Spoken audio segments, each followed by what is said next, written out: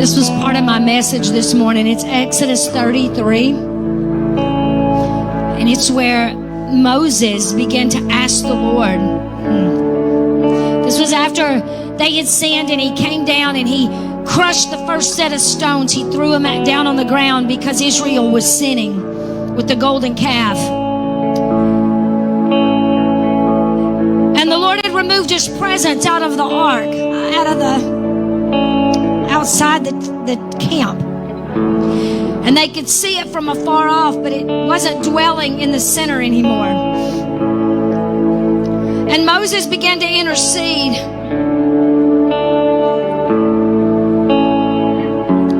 And he said, I pray thee, if I found grace in your sight, show me now your way, that I may know you, that I may find grace in your sight and consider that this nation is your people.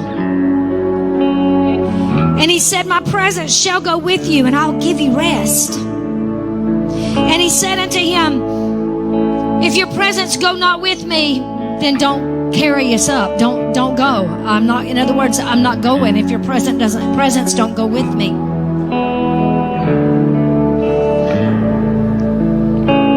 And he began, there's several other verses, but in verse 18 he said to the Lord,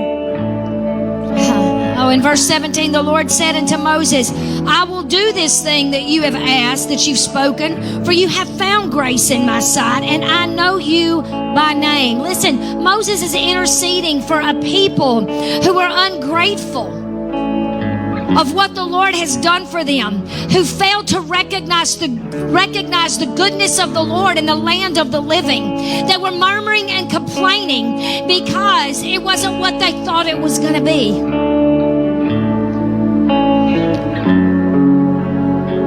And he said, show me your glory. And he said, I will make my goodness pass before you. And I will proclaim the name of the Lord before you. And I will be gracious to whom I will be gracious. And I will show mercy on whom I will show mercy. And he said, you can't see my face, basically, because in other words, my glory would kill you, is what he's saying. Because we already know he had seen him face to face. What he was saying was, I'm going to show you a new revelation of who I am. I'm going to show you a new revelation of my glory. And it's not being what you've had in the past. It's not going to look like what you called it in the glory days of yesterday. But it's going to be a new thing that I'm going to begin to shine my light on.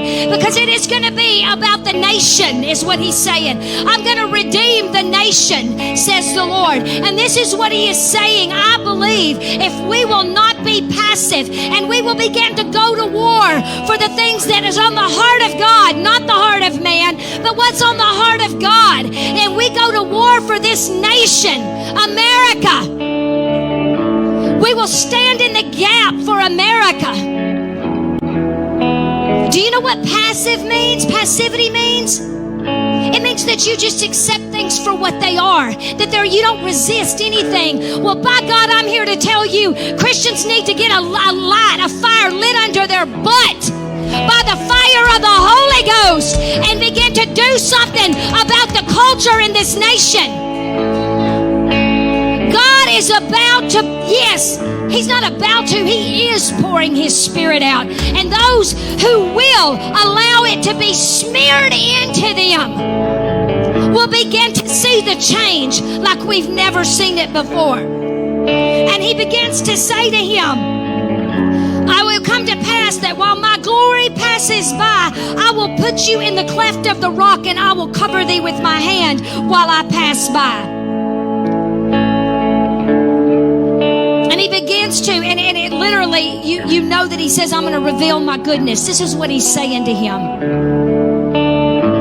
The goodness of God, the fruit of goodness, doesn't mean that always that it feels good.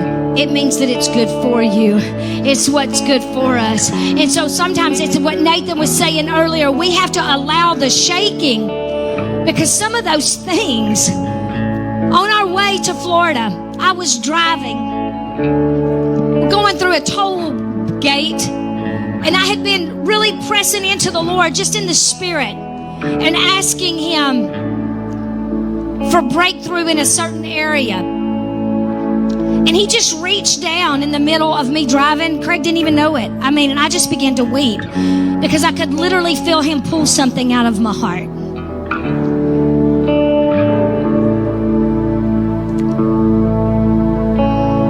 And this morning when I was in prayer over today's service, I saw oil pouring. And everybody has said, like, brought part of my message here and put it out here. You know, the reason that Moses had to make the second set of stones, do you know why? Because it was man hewing the stones at that point. See, God tried to do it for him at first. It's type and a shadow of Old Testament and New Testament. Because what it said was, I'm going to do this with you now. Man, he made Moses create the stones so that he could write on them and chisel on them. Do you understand? See, Jesus came. He came and he showed us what a spirit-filled Christian is supposed to do in this earth.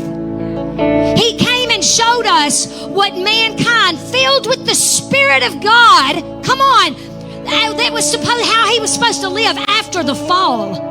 Hear me when I tell you, passivity just says, okay, well, I guess I'll just be sick.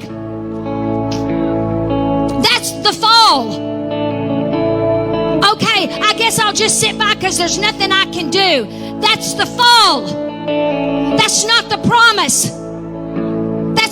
That's the fall. Bad things happen to good people because of the fall. I'll be danged if I'm going to sit by in a passive way and say, it's okay, I'll just take it because that's all I can get. The devil is a liar.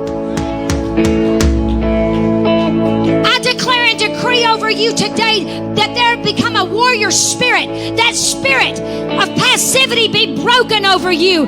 You see, Moses told God, they won't listen to me because of anguish of spirit and cruel bondage. And I break that off of us today. I break off passivity. I say that we will go to war. When it is time to go to war, we will war.